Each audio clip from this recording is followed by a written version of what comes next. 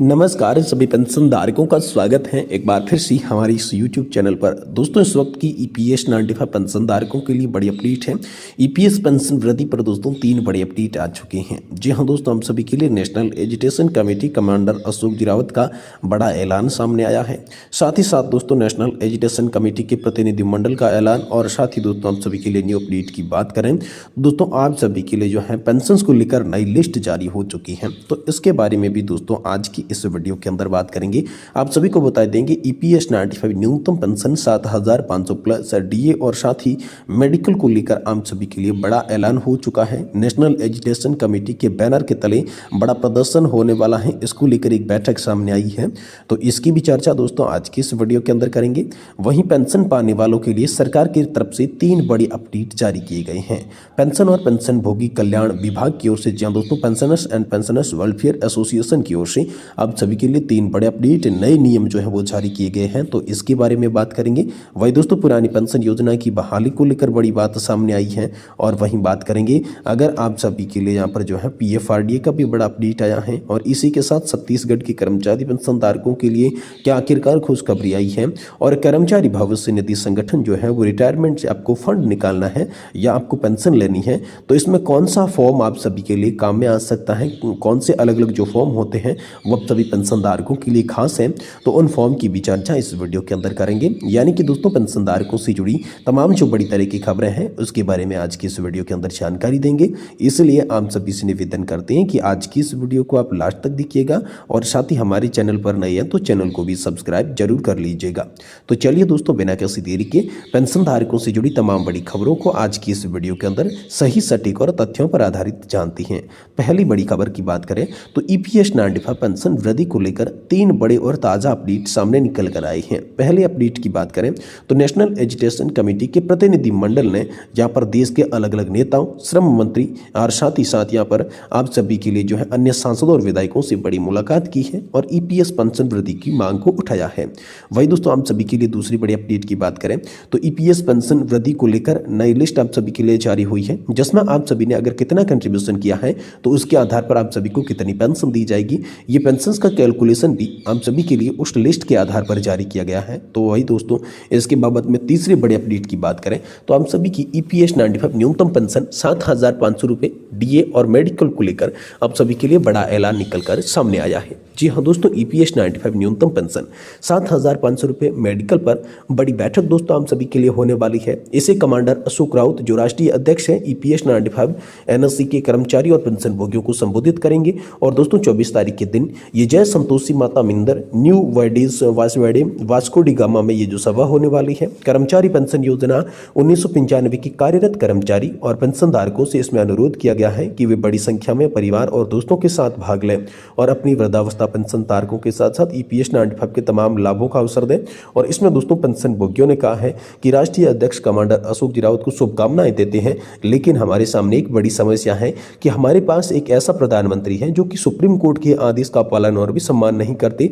अब जैसा कि स्थिति है वैसा ही रवैये के अनुसार लग रहा है वह शायद भारत संघ की राष्ट्रपति की भी बात नहीं सुनती। इसलिए ऐसी मीटिंग के लिए अपना समय जो है पेंशन भोगी कहते हैं वो बर्बाद नहीं करें।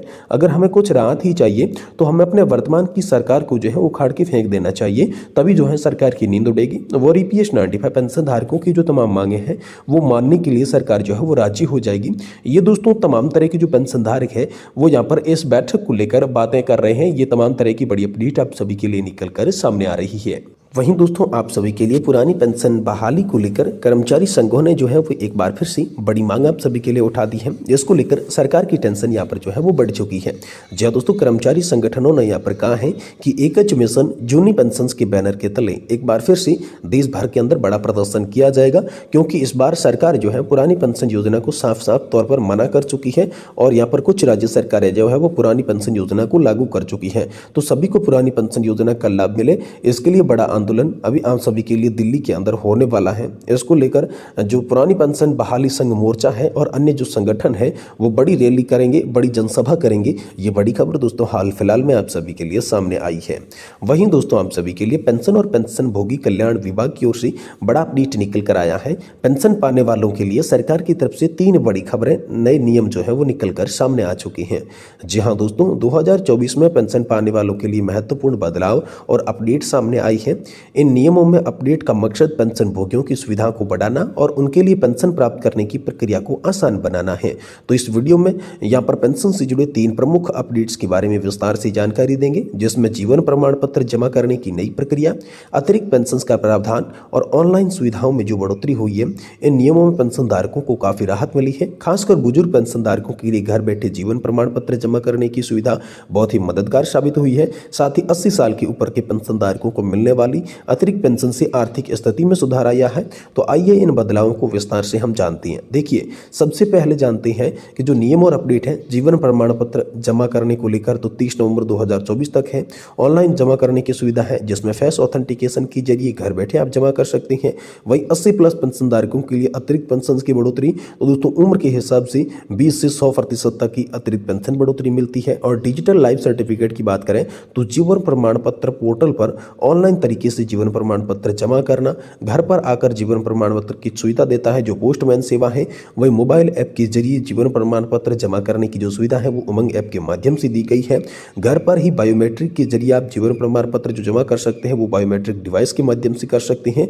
और वीडियो कॉल के जरिए जीवन प्रमाण पत्र जमा करने की जो सुविधा है वो भी सरकार ने दे दी है। तो जीवन प्रमाण पत्र को लेकर ये सुविधाएं खासकर आप सभी के लिए लागू की गई है। वहीं दोस्तों यहाँ पर 2024 में 80 साल के ऊपर के पेंशन धारकों को उनकी उम्र के हिसाब से पेंशन में बढ़ोतरी मिलेगी। इसका मकसद जो है वो बुजुर्गों की आर्थिक मदद करना है। तो अतिरिक्त पेंशन किस तरीके से मिलेगी, तो 80 से 85 साल के जो पेंशन धारक है उनकी मूल पेंशन के अंदर 20%, 85 से 90 साल की 30% और 90 से 95 को 40%। वही दोस्तों 95 से जिनकी उम्र 100 साल की है उन्हें 50% और 100 साल के जो भी ऊपर पेंशन धारक है उनको यहाँ पर 100% अतिरिक्त पेंशन का फायदा मिलेगा। ये पेंशन उसी महीने से शुरू होगी जिस महीने पेंशन की उम्र 80 साल या उससे ऊपर हो जाती है। इससे बुजुर्ग पेंशन धारकों के लिए बड़ी राहत मिलेगी। अब ऑनलाइन सुविधाओं में बढ़ोतरी की बात करें तो पेंशन स्लिप ऑनलाइन डाउनलोड कर सकते हैं, पेंशन का हिसाब आप ऑनलाइन चेक कर सकते हैं, शिकायत दर्ज करा सकते हैं, उनकी स्थिति जान सकते हैं और पते में बदलाव की जानकारी देख सकते हैं। बैंक खाता भी आप बदलने की सूचना जो है वो देख सकते हैं। तो पेंशन धारकों के लिए महत्वपूर्ण जानकारियां जो है उसमें हर महीने पेंशन स्लिप ऑनलाइन चेक करना और डाउनलोड की जा सकती है। वहीं दोस्तों पेंशन से जुड़ी शिकायतों के लिए विशेष रूप से अदालतें लगाई जाती है। पेंशन से जुड़ी किसी भी समस्या के लिए टोल फ्री नंबर 1800111960 पर संपर्क किया जा सकता है।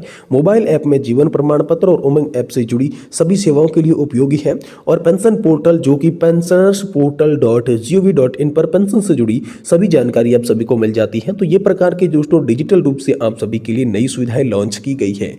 और पेंशन धारकों के लिए सुझाव की बात करें तो जीवन प्रमाण पत्र हर साल जमा करना चाहिए, अपने बैंक खाते को मोबाइल नंबर की जानकारी अपडेट करनी चाहिए, पेंशन स्लिप नियमित रूप से चेक करनी चाहिए, किसी भी समस्या के लिए तुरंत हेल्पलाइन पर संपर्क करना चाहिए और ऑनलाइन सुविधाओं का लाभ उठाना चाहिए। ये बड़ी अपडेट आप सभी के लिए आई है। वहीं दोस्तों बात करें तो छत्तीसगढ़ में बकाया महंगाई भत्ता और एरियर की मांग एक बार फिर से उठने लगी है। कर्मचारी अधिकारी फेडरेशन के प्रांतीय संयोजक कमल वर्मा ने मुख्य सचिव को पत्र लिखकर महंगाई भत्ता और एरियर केंद्र सरकार के बराबर 53% महंगाई भत्ता देने की मांग की। मुख्य सचिव को भेजे गए पत्र में फेडरेशन ने कहा कि राज्य कर्मचारियों को भी 50% महंगाई भत्ता दिया जा रहा है, जबकि केंद्रीय कर्मचारियों का महंगाई भत्ता अभी 53% हो गया है। इसे लिहाज से केंद्र सरकार की तुलना में राज्य कर्मचारियों को अभी 3% पीछे चल रही है। कमल वर्मा ने कहा कि राज्य के कर्मचारी सरकार से उम्मीद लगाए बैठे हैं कि जल्द ही उन्हें महंगाई भत्ता केंद्र सरकार के बराबर दिया जाएगा।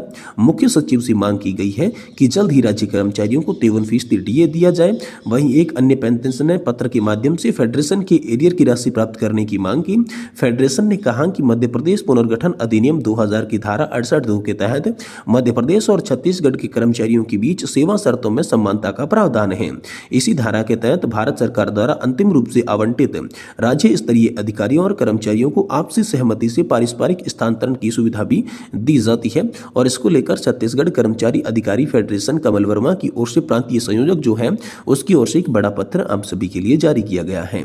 वहीं दोस्तों अगर आप दोस्तों रिटायरमेंट फंड से निकालना चाहते हैं या फिर पेंशन एडमिशन लेना चाहते हैं तो आम सभी के लिए 3 प्रमुख जो फॉर्म है वो खास हो जाते हैं, जिसमें फॉर्म 31 और 19 हो जाता है, फॉर्म 10C हो जाता है और फॉर्म 10D हो जाता है। ये 3 फॉर्म आप सभी के लिए बेहद ज़रूरी फॉर्म बताई जा रही हैं। अगर इन फॉर्म के बारे में आपको अधिक जानकारी भी जाननी है तो आप हमें कमेंट करके पूछ सकते हैं। हम आने वाली नेक्स्ट वीडियो के अंदर इन फॉर्म्स के बारे में पूरी जानकारी आप सभी को सही सटीक और तथ्यों पर आधारित देने की कोशिश करेंगे।